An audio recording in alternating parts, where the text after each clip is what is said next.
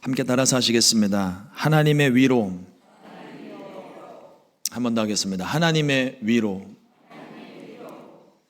오늘 함께 봉독한 고린도후서 1장 3절로 5절의 말씀을 가지고 하나님의 위로, 이와 같은 제목으로 함께 말씀의 은혜를 나누겠습니다.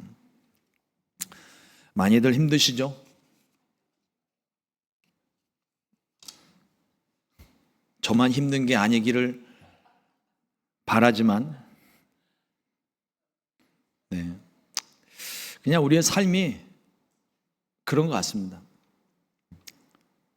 팍팍한 삶이, 쉴 새 없이 바쁜 삶이, 고단하고 지친 삶이, 그리고 요즘은 또 치솟는 물가 때문에 경제적인 어려움까지, 이 모든 것들 때문에 많은 분들이 힘들어하는 것 같습니다.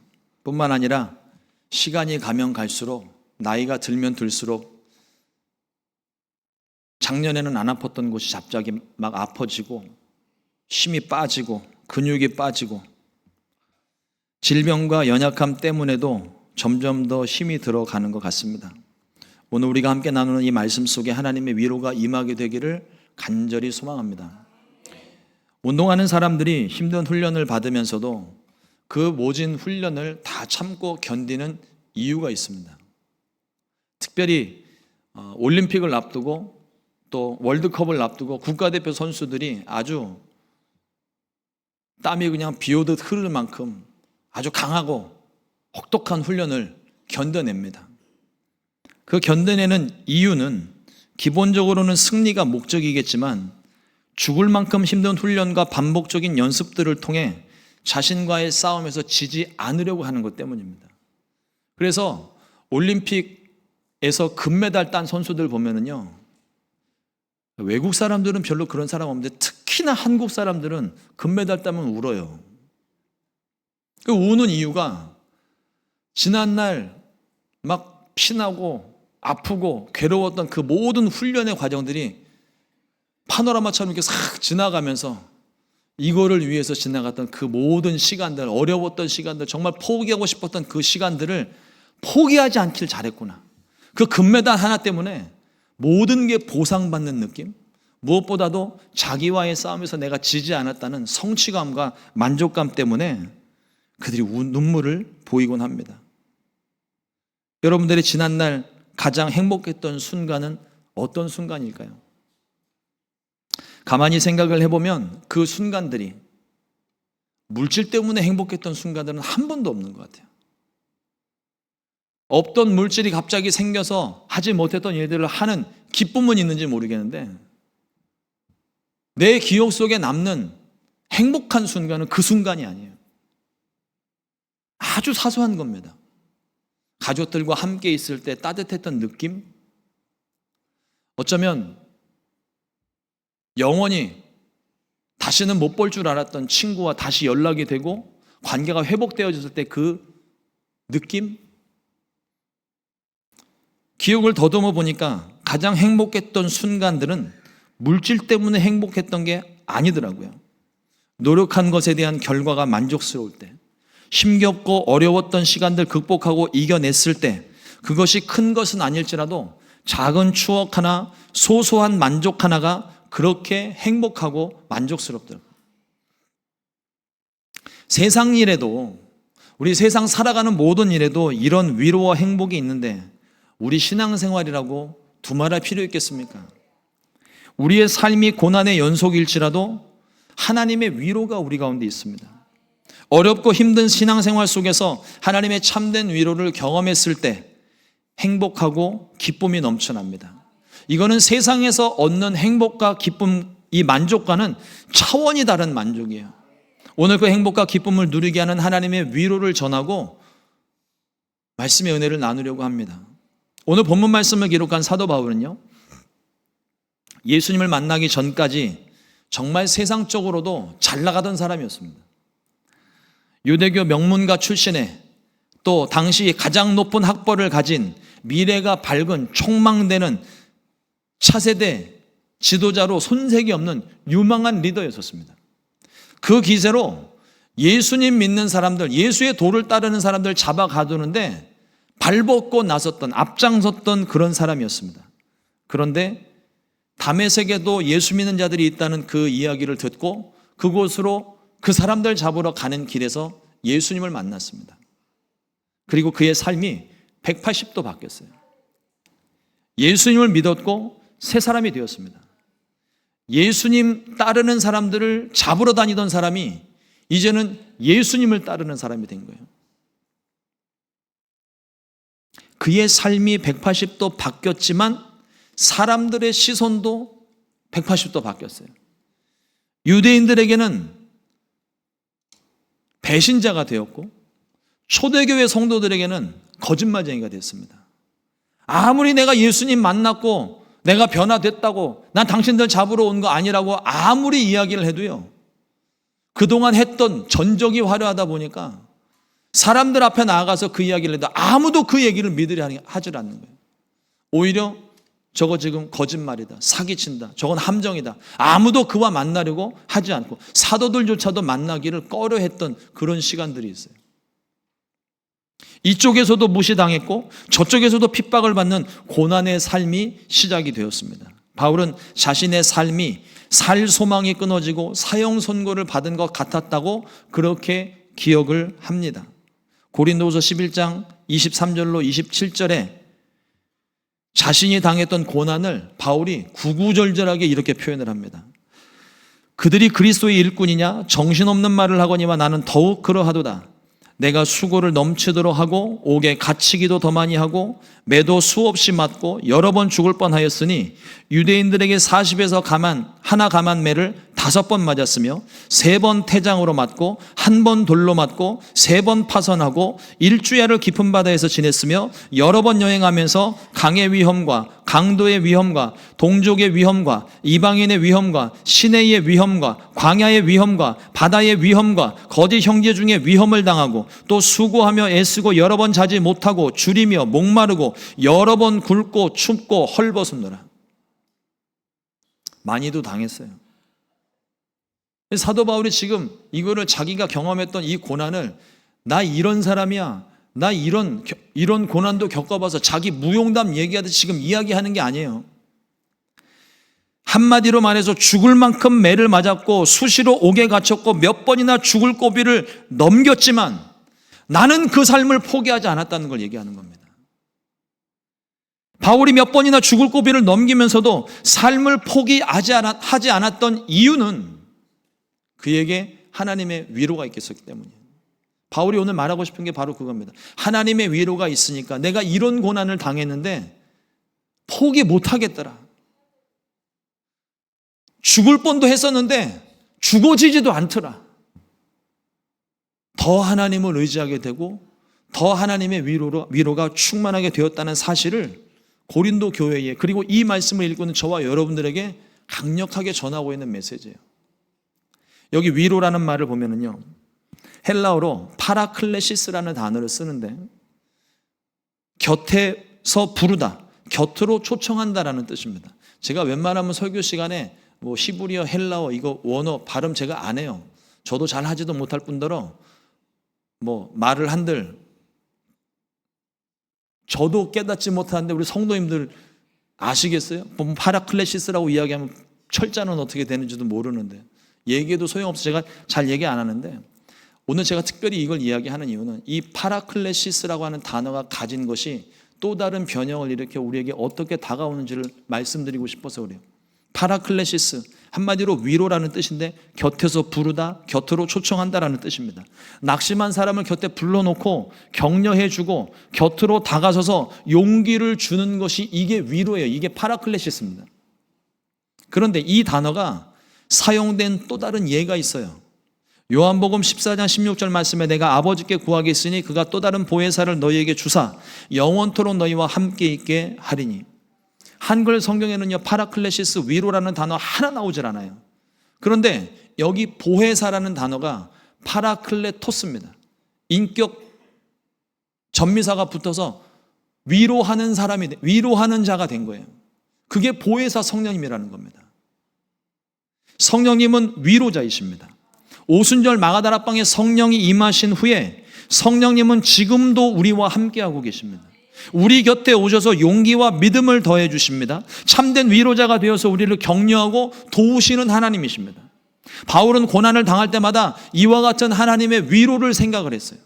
고린도후서 1장 5절 말씀에 오늘 이렇게 고백합니다. 그리스도의 고난이 우리에게 넘친 것 같이 우리가 받는 위로도 그리스도로 말미암아 넘치는도다.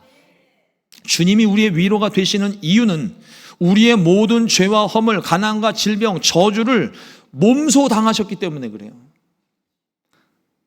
동병상련이라는 말이 있죠. 같은 처지에 있는 사람들이 서로의 마음을 알고 위로한다는 뜻인데, 회사원은요 노동자의 고충을 알지 못합니다. 부자는 가난한 자의 어려움을 알지 못해요. 아니, 옛날에는 가난했던 사람이었는데 부자가 되고 난 다음에 과거의 기억을 싹 다 잊어버렸나 봐요. 요즘 아이들이요 가난했던 시절을 이해하지 못합니다. 전쟁통에 나무 뿌리 캐먹고 껍질 벗겨 죽 써먹었던 이야기를 하면 아이들이 이걸 이해를 못해요.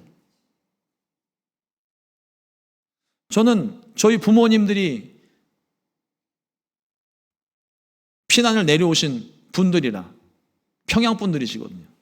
그러니까 명절 때마다 모이면 그 얘기를 하시니까 그게 뭔지를 알고 먹어도 봤어요.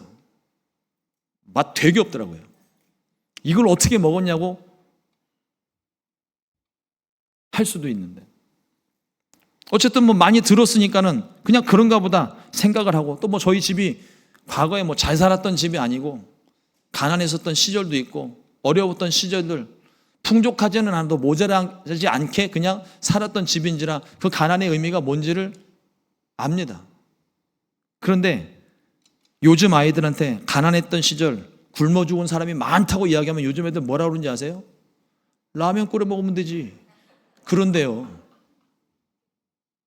가난을 모르는 거죠. 어려웠던 시절을 경험해 본 적이 없으니까 너무나도 쉽게 이야기를 합니다.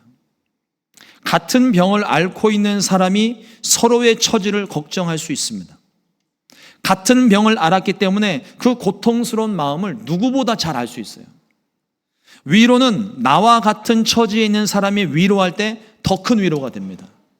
나만 겪는 어려움이 아니구나, 나 혼자가 아니구나, 곁에 나와 함께 이 고난을 겪는 사람이 있다는 사실 자체, 그냥 그런 고통을 겪고 있는 사람이 내 옆에도 있다는 사실 자체가 그 자체로서만으로도 위로를 받을 수 있고, 또 함께 있어주는 사람이 있어서 위로가 되는 거예요. 100마디 말보다 나와 같은 마음으로 곁에 있어주는 것만으로도 우리에게는 얼마든지 위로가 됩니다. 예수님은요 바울이 겪은 고난과는 비교할 수 없는 고난을 당하셨습니다. 사람들의 조롱과 저주를 당하셨고, 옷이 다 벗겨진 수치를 당하셨고, 사람들이 예수님을 조롱하며 침뱉었던 모멸감도 당하셨고, 벌거벗겨진 채 채찍을 맞으셨고, 조롱의 의미로 가시면류관을 쓰셨고, 양손과 손발에 못이 박혔습니다. 물과 피를 다 쏟으셨고, 우리는 사는 날 동안에 결코 단 한 번도 경험해 보지 못했던, 앞으로도 경험하지 못할 죽음마저도 당하셨습니다. 우리가 당해야 된 모든 것들을 주님이 다 몸소 당하셨어요. 죄 있는 사람이 당해야 되는 이 가난과 저주를 죄 없으신 예수님이 몸소 다 당하셨습니다. 왜 이와 같은 고난을 예수님이 당하셨을까요? 우리 때문에요. 저와 여러분들 때문입니다. 예수님이 창에 찔리신 것도 우리 때문이었고, 예수님이 상함을 받으신 것도 우리 때문이었고, 징계를 받으심과 채찍에 맞으신 것도 모두가 다 우리 때문이었습니다. 고난 가운데 있는 우리를 위로하실 뿐만 아니라 고난에서, 죄에서, 죽음에서, 그리고 모든 질병에서 우리를 건져내시려고, 우리를 살려내시려고 예수님이 친히 고난을 당하셨다는 겁니다. 원래 예수님은 고난과 아무 상관없는 분이에요. 고난 당하실 이유도, 앞으로도 당하실 기회도 원래는 없으셨던 분입니다. 그런데 이 가난과 저주, 죄로 인한 형벌에 사로잡혀 있는 저와 여러분들을 건져내시기 위해서 주님이 친히 이 고난을 당하신 겁니다. 바울이 고난 중에 바라봤던 하나님의 위로가 바로 이것입니다. 하나님의 음성을 들은 거예요. 내가 너와 함께한다. 너 비록 고난 중에 있지만 내가 너와 함께할게. 나는 너를 결코 떠나지 않을 거야. 너는 나를 너를 대신하여 나를 포기한다. 그러나 나는 포기를 해도 너는 포기하지 않을 거야. 내가 너를 대신해서 죽을지라도 너만큼은 내가 살려줄 거야. 너에게 나의 생명을 준다. 바울이 말씀 속에 이와 같은 고백을 일일이 기록하고 있지는 않아도 이와 같은 주님의 음성을 듣지 않았을까요? 이 말씀 한마디가 바울을 살렸고 또한 저와 여러분들을 살리는 겁니다. 내게 힘이 됩니다. 어떤 고난과 어려움 속에서도 견딜 수 있는 힘을 줍니다. 이것이 우리에게 주시는 하나님의 위로입니다. 고난 중에도, 고통 속에도, 병들어도 내가 너와 함께한다. 여러분, 이 음성 들으려고 여러분 기도하는 거잖아요. 문제가 있어서 사람들을 찾아가지만 그 문제를 해결해 주지를 못하니까 돌고 돌아서 마침내 항복하고 나오는 자리, 이 자리에서 하나님의 음성 듣기 원하여 나오시는 거 아닙니까? 근데 그 기도하던 중에 하나님이 내게 음성을 주세요. 내가 내 기도를 들었다. 내가 너와 함께한다. 또 말씀을 읽는 중에 내 마음을 쿵치는 하나님의 말씀이 있어요. 이 말씀을 듣는 순간 내 마음에 평안함이 생기는 거예요. 근데 참 신기하고 놀라운 게 내가 이 말씀 듣고 하나님의 음성 듣고 믿음으로 바라봤더니 그게 정말로 해결되는 것도 참 좋은 일인데 정말 신기한 거는 내가 이 음성을 들었는데도 불구하고 문제는 여전히 해결되지 않을 때입니다. 근데도 음성만 듣고 나면 내 마음에 걱정이 없어요. 의심이 사라져요. 하나님께서 나와 함께 하신다는 사실, 내가 이 말씀을 귀로 듣지 못해도, 말씀을 보지 못해도, 아무 말씀 없어도 그냥 내 주님이 내 옆에 계신 것, 그냥 이 사실이 믿어지는 것 자체가 내게 위로가 되는 거예요. 주님이 나와 함께 계시니까. 그래, 이것도 이겨낼 수 있다. 견뎌낼 수 있다. 바울이 고난 중에 바라봤던 하나님의 위로였습니다. 우리는 그 어느 때보다도 위로가 필요한 시대를 살고 있습니다. 사람들이 다 힘들어하는 것 같아요. 지쳤어요. 포기하려고 합니다. 저마다 고통을 받으면서 삶의 무거운 짐을 짊어지고 힘겹게 살아갑니다. 그 무거운 짐을 좀 덜어보겠다고 나와 같은 이 어려움, 이 무거운 짐을 먼저 져봤던 사람들에게 가서 혹은 상담자를 찾아가서 도움을 청합니다. 혹은 책을 읽기도 하고 인터넷 검색을 하고 유튜브를 참고해 가면서 이 문제를 좀 해결해 보려고, 짐을 좀 덜어보려고, 마음의 평안함을 찾아보려고 합니다. 하지만 이런 방법은 얼마간의 일정한 도움을 받을 수는 있을지 몰라도 참된 위로가 되지를 못해요. 우리를 사랑하신 예수님은 우리의 모든 고난을 친히 담당하셨고 죽으셨을 뿐만 아니라 죽음에서 일어나 다시 살아나심으로 우리를 구원하신 하나님이십니다. 그렇기 때문에 주님만이 우리의 참된 위로자가 되실 수 있어요.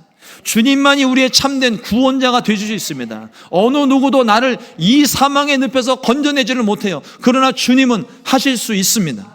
고난 중에 있던 바울이 이렇게 하나님을 찬양합니다. 고린도후서 1장 3절 말씀에 찬송하리로다. 그는 우리 주 예수 그리스도의 하나님이시요 자비의 아버지시요 모든 위로의 하나님이시며, 예수님은 우리의 모든 속사정을 아십니다. 우리가 남몰래 흘리는 눈물도 보십니다. 누구에게 말 못하는 죄와 허물도 다 알고 계십니다. 기도할 힘조차 없는 연약함도 아십니다. 절망으로 답답해하고 지금 당장이라도 포기할 것만 같은 그 마음을 주님이 아십니다. 그래서 우리 곁에 찾아오셔서 우리를 안아주시는 거예요. 우리를 위로하십니다. 아들 힘들었지, 딸 고생 많았지, 수고했어, 내가 내 기도를 들었다, 이제 내가 해결할게, 이제부터 내가 너를 도울 거야, 걱정하지 마. 이 말씀 한마디, 위로해 주시는 주님의 따뜻한 음성이 때로는 아무 말 없이 곁에 계신 것만으로도 우리에게는 위로가 됩니다.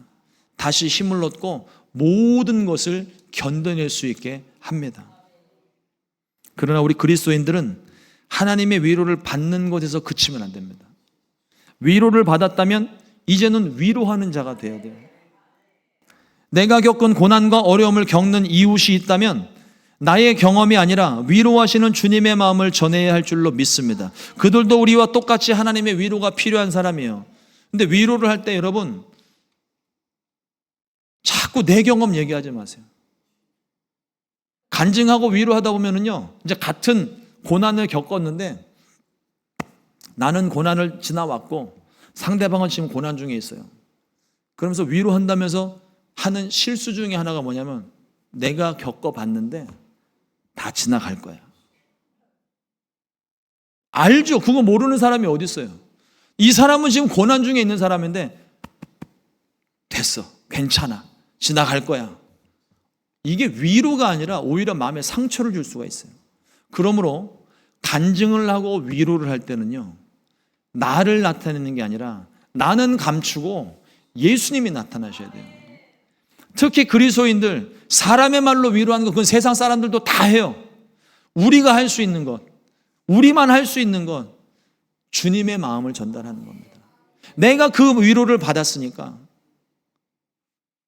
이 사람도, 같은 고난을 겪고 있는 이 사람도 그 주님의 마음을 깨닫게 하도록 내가 전하는 거예요.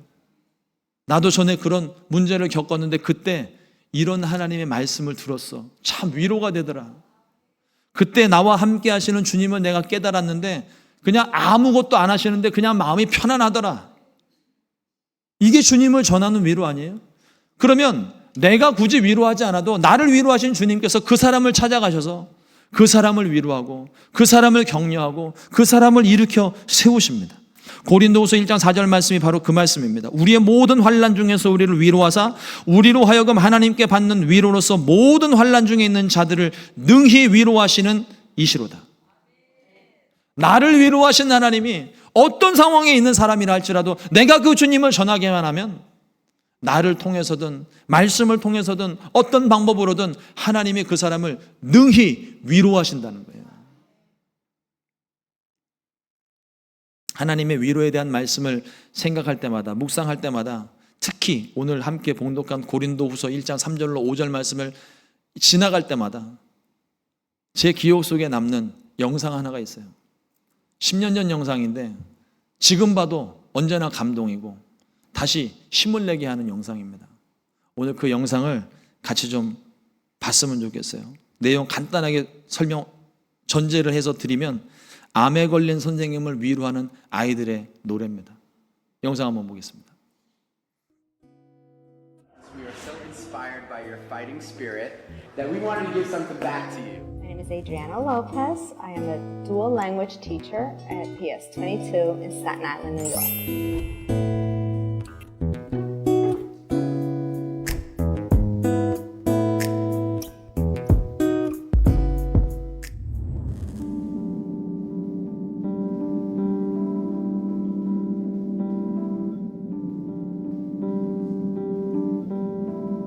Miss Lopez is a great teacher. I think she inspires me because of the way she fights. She's one of my heroes. I'll always be here for her, and I love her so much. You know, she's like this unsung hero, and we had to sing to her.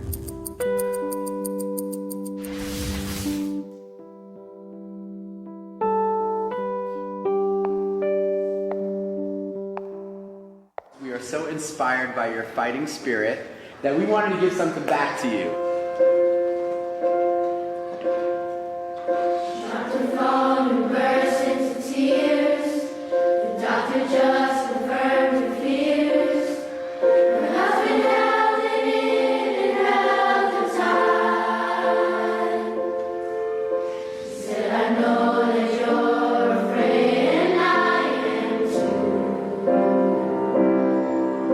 But you'll never be alone, I promise.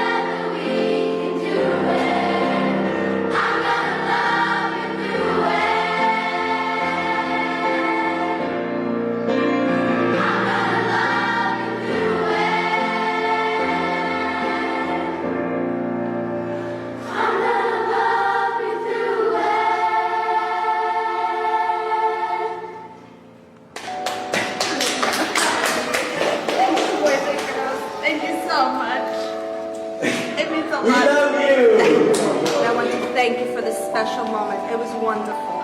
And it's not easy. It's not easy, but I will get through it because I have wonderful friends in the school. How are you doing? You just finished chemotherapy, now you're in radiation? Yes, I finished chemo August 26th. That was my last chemo after 8 rounds of chemo. And I started radiation on Monday. Part of that special moment of inspiration was amazing. We do have an update on Adriana Lopez. She is cancer-free.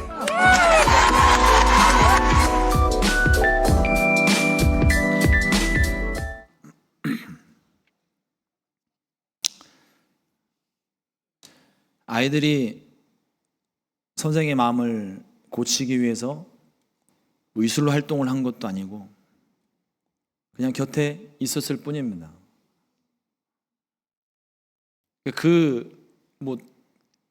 종교 활동을 한 것도 아니고 기도를 한 것도 아니고 선생님이 예수님을 믿었는지 학생들이 정말 모여서 치료를 위해서 기도를 했는지는 다 알 수는 없는데 그냥 곁에 아이들이 있는 것만으로도 선생님이 용기를 얻었고 삶에 대한 소망을 포기하지 않게 했던 그런 위로가 되는 영상이었습니다. 저는 음악이 주는 감동을 잘 압니다. 음악 자체가 가지고 있는 힘이 크기도 하지만 가사에 담긴 스토리도 또한 감동입니다. 이게 왜 감동이 될까요? 찬양도 아닌데. 여러분들 70년대, 80년대 요즘 애들 부르는 뭐예요? 캐대언이라고 그러나 케이팝 애들 막 부르는 노래들 있잖아요. 그거 말고 우리 성도님들이 70년대, 80년대 이민생활 시작하면서 그때 막 힘들었을 때 흥얼거렸던 그런 세상 노래들, 그 세상 노래인데도 그 노래에 눈물 짓고 그 노래가 위로가 되고 그 노래가 그렇게 좋았던, 감동받았던 이유가 뭐예요? 내 마음을 만지는 부분이 있었기 때문에 그래요. 공감이 되기 때문입니다. 아픔을 겪은 내 과거와 실수로 엉망이 되어버린 기억, 그 감정을 만지기 때문에 세상 노래인데도 불구하고 가만히 듣고만 있어도 눈물이 그냥 흐릅니다. 공감이 되기 때문에 그래요. 위로가 되기 때문입니다. 세상 노래가 이 정도인데 하나님을 찬양하는 찬양이라면 어떻겠어요? 우리를 위로하시는 하나님이시라면 어떻겠습니까? 얼마나 더 위로가 되고 얼마나 힘이 되고 얼마나 감동이 될까요? 아이들이 불렀던 그 노래들을 조금 바꿔서 하나님 우리들에게 주시는 음성처럼 들리는 부분이 있었습니다. 나는 약하지만 주님은 강하십니다. 선생님이 포기하면 우리가 곁에 있어 줄게요. 내가 포기하면 주님이 우리를 잡아주십니다. 내가 힘들어서 눈물을 흘리면 주님이 눈물을 닦아주십니다. 우리가 두려워하면 내 손을 잡아주십니다. 우리를 사랑하시기 때문에, 주님이 우리 곁에 계시기 때문에요. 주님은 우리를 절대로 포기하지 않으시고 끝까지 사랑하시는 하나님이십니다. 저에게 있어서는 함께 예배하는 여러분들이 하나님의 위로입니다. 마음 편히 예배할 수 있는 성전이 있는 것도 위로가 됩니다. 우리 모두 한 사람 한 사람을, 우리 성도님들 한 사람 한 사람을 위해서 기도할 수 있다는 것이, 제가 매일같이 기도하는 여러분들과 함께 주일에 만나서 함께 예배할 수 있다는 것이 제게는 얼마나 큰 위로인지 몰라요. 이민 생활을 하면서 보니까 나이 많으신 우리 성도님들과 예배를 드려요. 근데 지난주에 분명히 같이 예배를 드렸는데 주중에 변고가 생겨서 같이 예배 드리지 못할 때 그때 마음이 막 무너지더라고요. 근데 그분을 위해서 할 수 있는 게, 기술적으로 내가 할 수 있는 게 아무것도 없어요. 그냥 그분들을 위해서 그냥 기도할 뿐입니다. 근데 기도를 통해서 하나님이 회복시켜 주셔서 다시 성전에 나올 때 그 기쁨은 말로 표현할 수가 없어요.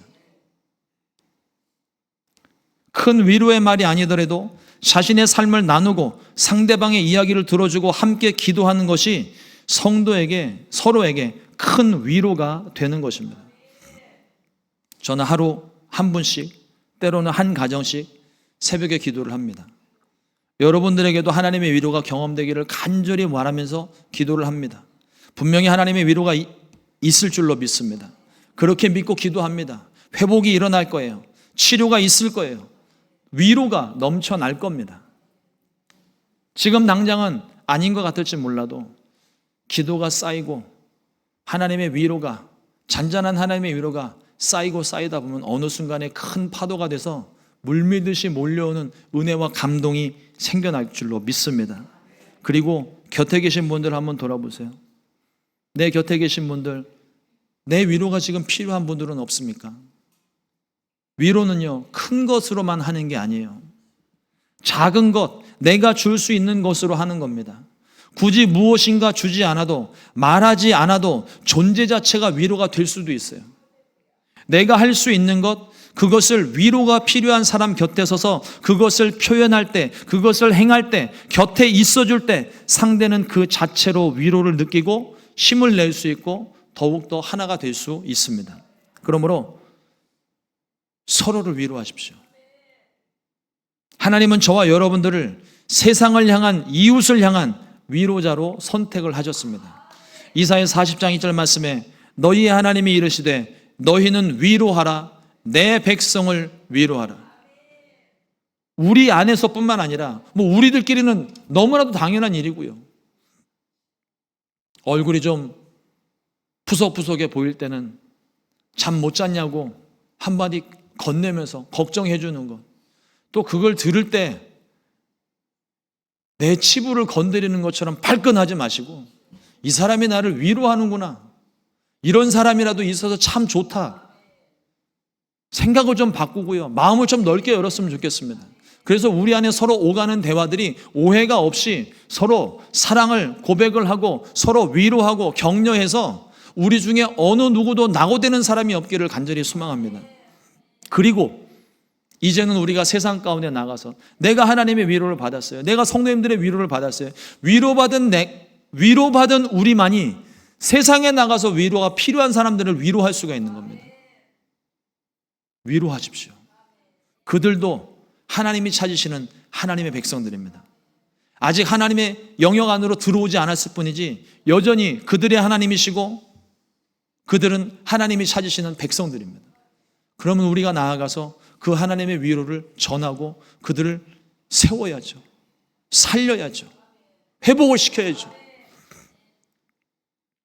우리가 하나님의 백성들 서로 위로할 때, 그리하면 하나님의 말씀이 생기가 되어 지친 영혼, 잠든 영혼, 포기하고 낙심한 영혼에 생기로 임하여서 위로받고 다시금 힘을 얻게 될 줄로 믿습니다.